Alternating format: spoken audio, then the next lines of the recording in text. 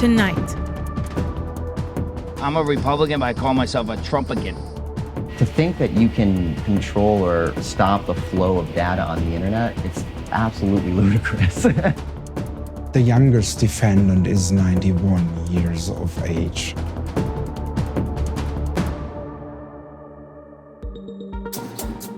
President Obama released a first wave of 81 endorsements ahead of the midterm elections. Obama's list plays it safe, notably missing New York's Alexandria Ocasio-Cortez, or anyone challenging an incumbent Democrat.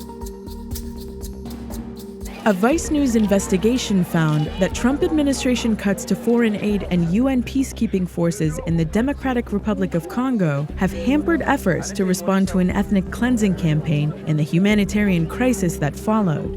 More than 350,000 Congolese from the Ituri province have been displaced by the violence, including more than 50,000 who fled to neighboring Uganda.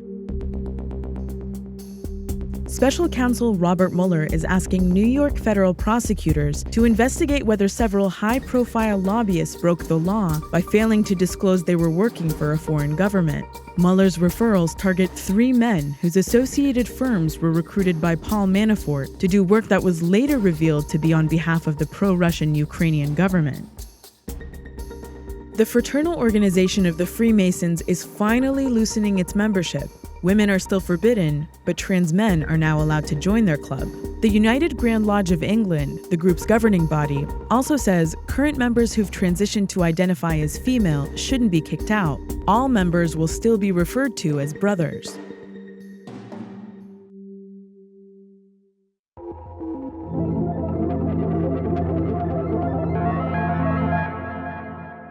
President Trump is back on the campaign trail this week. He's trying to tell Americans that if they want to keep America great, they got to vote for Republicans in the fall. It's Trump! Can you believe that? But his rally here in Tampa, Florida last night was about more than just Trump. It was also a coming out party of sorts for a conspiracy theory that's been popular among Trump fans for a while now. It's called Q. This thing used to only exist in dark corners of the internet. Now it's a t-shirt, and the kind of thing you hear every time you go places where Trump has gathered crowds. It's gone mainstream. Q was even mentioned at the White House press briefing today. First of all, the president encouraged the support of people who showed up last night in these QAnon and Blacks for Trump fringe groups. The president condemns and denounces any group that would incite violence against another individual. So what is Q? What is QAnon? What's it all about? Well, like any good conspiracy theory, it's more rabbit hole than rabbit. My colleagues at Vice Magazine say it's Pizzagate on bath salts. I can't do much better than that. It all began last October, when someone purporting to be a senior member of the government with so-called Q-level top secret security clearance began posting to online message boards. Q posts are cryptic, but they suggest that many things that happen in Washington and many things that President Trump says aren't what they seem. They're actually about something else. Some Q people believe that there's an international conspiracy of sex trafficking run by senior Democrats and members of the Hollywood elite. The Mueller investigation, according to some Q fans, isn't really about Trump at all. It's actually run by Trump as a shadow to cover up an investigation into that sex stuff that I mentioned. Q fans were pretty excited last night because they thought that Trump gave a tacit acknowledgement to their movement. They saw the president wave at a family holding a Q sign, and they said that said that the president was legitimizing them. Their message boards lit up. That family was the Bouteaus from just down the road in Ocala. I spoke to them today about their newfound internet fame. I was driving home, and he jumped on his iPad. Yes, I always go to the Great Awakening on Reddit. That's like my site for the Q. And somebody said to the guy with the Q cutout, Q's looking for you. Is this a fun thing to know about, a fun thing to be a part of? Yes, it's fun because things get revealed. It's fun because we know before it's going to happen a lot of times. So Think of it.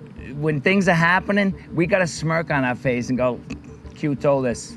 For instance, Q has told us at 4 a.m., media gets their talking points at 4 a.m. And that's how they start. So at 4 a.m., whatever the talking points is, then you look at all the media playing, and I don't know if you've seen that video with the media starts out with one, and they keep adding blocks, and before you know it, they're all saying the same thing. But what does it mean? Like, what does it mean to you to have this in your life? Okay, well, we can all admit that pretty much everybody knows the government is corrupt. Q, to me, is just showing that it's a lot more corrupt than we thought. Like, we're not talking just Obama, because we voted for Obama. Like, this stuff's been in the works. I guess my question is why, I mean, Trump is the president, and the Republicans run the entire government. So why does he need Q? Why can't he just tell the FBI to go arrest him? Because then we would go into civil war. Everybody would be all in now, hysterics. You got to use Republicans loosely. Yeah. You know what I mean? I mean, Trump pretty much took over I'm a Republican, but I call myself a Trumpican.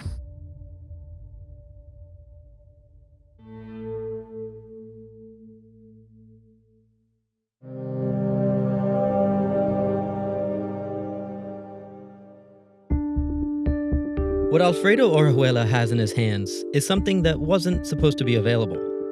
It's the parts for a 3D printed gun called the Liberator, one of the designs by Defense Distributed that was scheduled to be released online today, until a judge blocked them with an emergency order.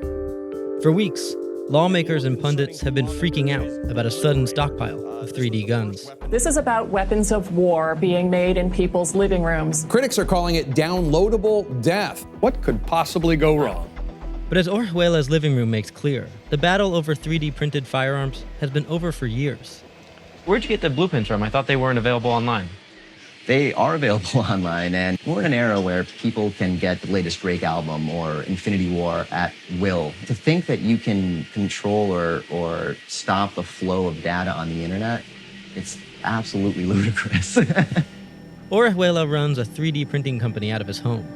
He sells printing machines like the one here to schools and maker studios, some for as little as $250. When you made a Liberator a few years ago, why'd you do it? I wanted to see what was involved with it. I mean, I love the 3D printing industry. I want to know all I can about it. So I wanted to see for myself, is this a functionable piece? All the magic that the ATF loves to regulate happens right in here. The Liberator was the brainchild of Cody Wilson, a crypto-anarchist and gun enthusiast who released the designs online in 2013. He told me his mission is to show that guns can be manufactured by just about anyone, and to send up a giant middle finger to proponents of gun control. The blueprints for the gun were online for only a few days, before government officials ordered him to take them down. But that was enough. Tens of thousands of copies were downloaded. Thus began a 5-year legal saga that was supposed to end today, until that emergency restraining order. Should we put one together? Yeah. So these pieces were printed in the last 24 hours. But Orihuela isn't particularly impressed with the quality of Wilson's guns. Neither are gun enthusiasts, which is probably why there aren't stockpiles of 3D guns. This is the fully assembled, or semi-assembled, Liberator pistol. I mean, it looks like a gun. It's like a Nerf gun. But I mean, it's designed to fire a bullet, in theory. In theory, it is designed to fire a bullet very poorly. It is possible one day that an entry-level, so to speak, machine would be able to produce a functional firearm. Is that in the realm of possibility? Yes.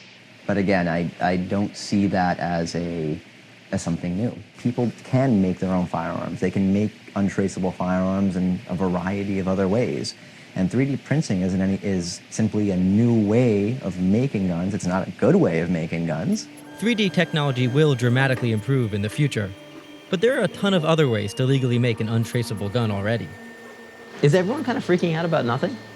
I think they really are. I think it's really being overblown. And believe me, I'm all for gun control, but I do not believe that it is something that should bleed over into this industry right now. The average person is not innovating and creating firearms for various purposes. It's assuming everybody's a criminal.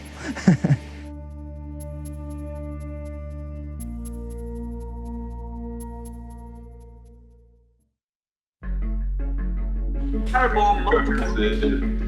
Ellie, I'm going to fireball multiple government buildings. Ellie, my name is Spaft, S-P-A-F-T. I live in the United Kingdom. Within the next few months, I'm going to fireball the cities. Remember that.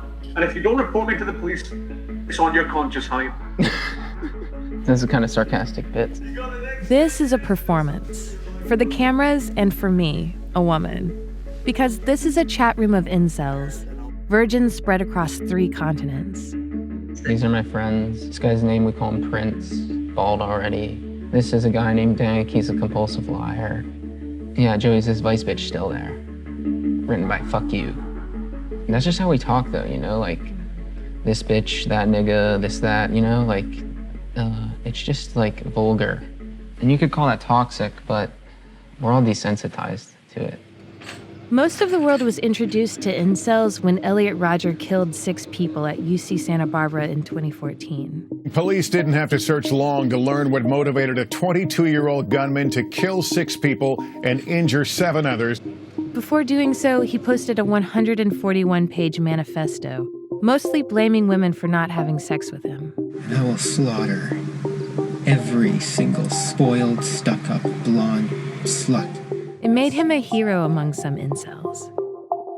Then, in Toronto in April, Alec Manassian praised Rodger on Facebook before driving a van into a crowd of people, killing 10. Alec Manassian wasn't part of a terrorist group, but it may not be as simple as suggesting he was a lone wolf. What is an incel? It's involuntarily celibate. It's just something you are. You know, volcel is voluntarily celibate. Incel is involuntarily celibate, meaning you've tried many times and failed. And then there's mental cells, which is probably best fits me, someone who can't form a relationship because of mental blockage. What have you been diagnosed as? Agoraphobia, obsessive compulsive disorder, social anxiety, social paranoia. That's not even a thing. Joey is 23 years old. He doesn't have a job. He's not in school. On a given day, he may not get up from his chair, where he sits sometimes for 2 days straight, smoking cigarettes and running chat rooms. Honestly, I feel more real here, sitting in front of the computer. When I go outside, I almost depersonalize a little bit and feel like I'm playing a video game. I don't know what that is, it's just a state of mind. It's probably just a side effect of isolation. Are incels violent? I don't think they're really violent, they're very meek. And when an incel attacks, it's not the same type of thing as when Dylan Roof shot up that church or when ISIS blows people up. Those are perhaps more masculine. These are like docile men who have like this bottled up thing and then it comes out as an outburst of anger. But I think that that's uncommon. People joke about killing women. That's a higher percentage, people who joke about killing women. The jokes were ambiguous enough that Reddit banned its incel forum last November for violating its policy against inciting violence. But incels still talk on sites with fewer rules, like 4chan and incels.me. What does Elliot Rodger mean to the incel community? People look up to him, I guess, in some sense. Not in the chat room I run. It's part a joke, part people look up to. And do you like the ambiguity that you can't tell whether they're joking or not? Yeah. Well, that's the... Even if they're talking about someone who killed people? Well, I think that it's part of a way for them to heal themselves. Maybe they feel bitter and resentful like he did, and to be able to laugh at him is a way to be able to laugh at themselves. Incels believe in a strange cosmology where a male archetype named Chad talks to women with ease and is rewarded with sex. Incels define themselves in opposition to this, as too ugly or awkward, and resent women for falling for the Chads of the world. Before we came here, I told you to just be yourself. You said that was a joke. The joke was like, he's some skinny loser and Chad does something awesome and he goes, hey man, how do you do it? And the guy, Chad, just goes, just be yourself, man. Chad doesn't realize that, his good looks or his muscles or his financial status or his social status are what make him successful and what get him friends. He doesn't realize that. He thinks it's just his personality that does that. It's just virtue of him being him. Incels think that without a stigma on female sexuality, women will sleep with countless high-status Chads, leaving the remaining 80% of men sexless and resentful. Women who have had sex with 100 plus men and now they're kind of ostracized from their communities and they feel that they were kind of lied to by a feminist progressive society that told them it's okay to flaunt your sexuality. But that just seems kind of like a cartoon to me. Like I don't actually know in my personal life many women who've slept with hundreds and hundreds You don't? of men. You should interview girls 22, 23 right now and ask them how many partners they've had. For all the anger directed outward toward women, there's more directed inward. Incels are dangerous, but mostly to themselves. He's gonna get his dick out. That's what he does. Gets his dick out, shits his pants.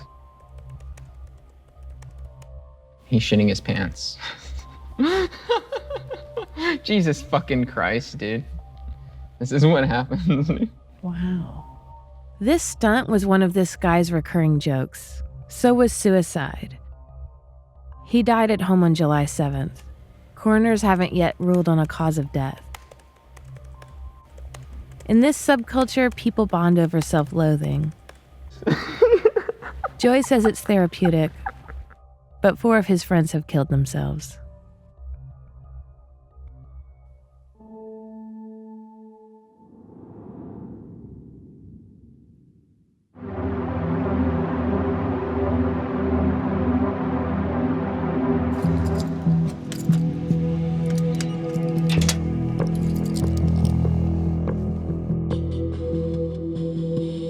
Mein Name ist Jens Rommel. Ich bin seit fast 3 Jahren Leiter der zentralen Stelle hier in Ludwigsburg. Ermitteln wir hier nationalsozialistische Verbrechen. Bei Nazi-Jäger denke ich an jemanden mit einem Gewehr in der Hand, der Jagd auf Menschen macht und eine Trophäe an die Wand hängen möchte. Ich sehe meine Rolle ganz anders. Ich bin ein Staatsanwalt, der vielleicht ein Gesetzbuch in der Hand hat und versucht, Verbrecher noch vor Gericht zu bringen. Germany is often seen as a very bureaucratic country, and that was even true for the Third Reich. So there's, in general, a lot of documentation. And here, for example, we have 700,000 names of defendants or witnesses with locations and military units. Yeah, that's the index card of John Ivan Demjanjuk, who then emigrated to the United States, and later on he was tried in Germany for the concentration camp Sobibor. And the fact that he worked as a guard there was sufficient grounds for being held responsible.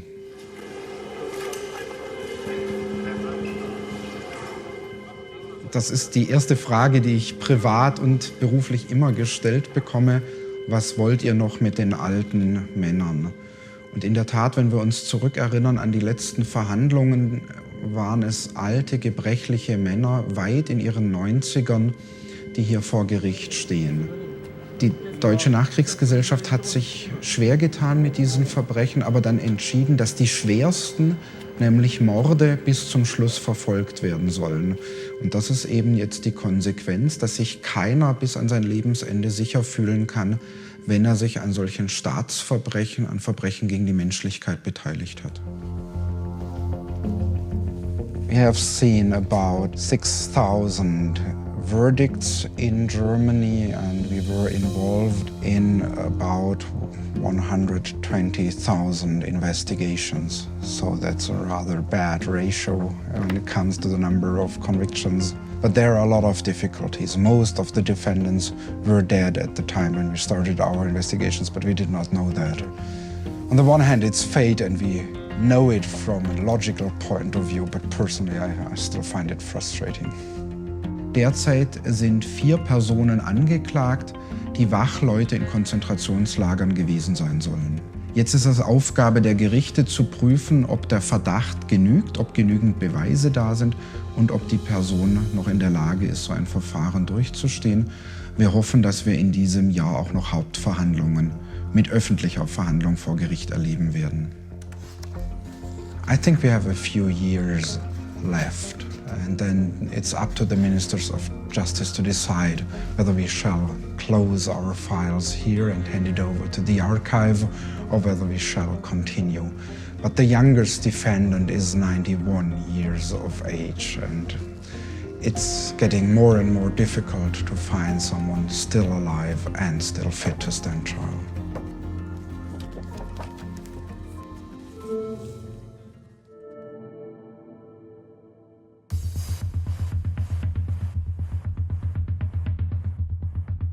Hey guys, I'm David Diggs. Hey, what's going on? I'm Rafael Casal. We're the writers and stars of the movie Blindspotting. I play Miles. I play Colin. And it's our love letter to Oakland. Yeah. 3 a.m. Do me a favor. I got 3 days left on this probation. When you got that gun on you, just don't tell me about it. Plausible deniability. Oh, do you mean this gun? Get out. Blindspotting is the story of Colin and Miles, two best friends, on the last 3 days of Colin's probation for a violent crime. Yo, bro. Stop! He is driving home alone one night and witnesses the police shooting of an unarmed black man. Rafael Casal was, in the day, kind of a YouTube sensation. I don't shed a tear when friends blow in the wind. We just make a t-shirt and we post them instead. One of our producers, Jess Calder, they stumbled upon Rafael's poetry videos, a particular one called Monster, yeah? Yeah, Jess reached out to me and said, I like the way you write it. Do you think that would be interesting in the medium of film? I get a call. Hey, bruh, those movie producers want me to come do a show, but I can't do the show. I said, all right, I do some raps. And then shortly after that, they contacted Rafael and were like, do you guys want to write a script together? Which we let them think was their idea. Yeah, that was always the plan. It took 10 years to make the script. I got cast in this show called Hamilton that we were like, well, I guess we won't shoot it now. We'll wait a few months because I got to go do this play, but I'll be right back. People just got really sucked into it. Yeah. It just ran for so long. You know? So we wrote it again last spring for the final time. We were shooting in West Oakland and we had to shut down one of the local liquor stores in order to shoot inside and outside of it. I'm putting on Miles's jacket and his jewelry and tattoos and hair slicked back, and this guy comes out of his house, white dude, tall, tilted hat, big t-shirt, hoop shorts, pulled up socks and flip-flops, like on a flip phone or something. He tries to go into the liquor store, somebody stops him, says he can't go in. You can see he's like visibly upset. He looks at me and he's like, all right, you're cool. And kind of like yells at the top of his lungs, man, gentrification on a whole nother motherfucking level. Fuck y'all. And he walks off.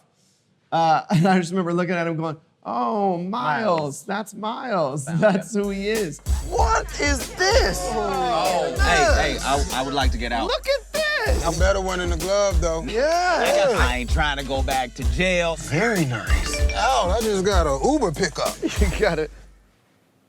Is this an Uber? Hell yeah. The idea of blind spotting is that no matter what, everyone has a blind spot. You were always conditioned to see one thing before the other, and you have to do the work to see the other side of the picture. You have to turn your head to see your blind spot. Don't shoot, don't shoot!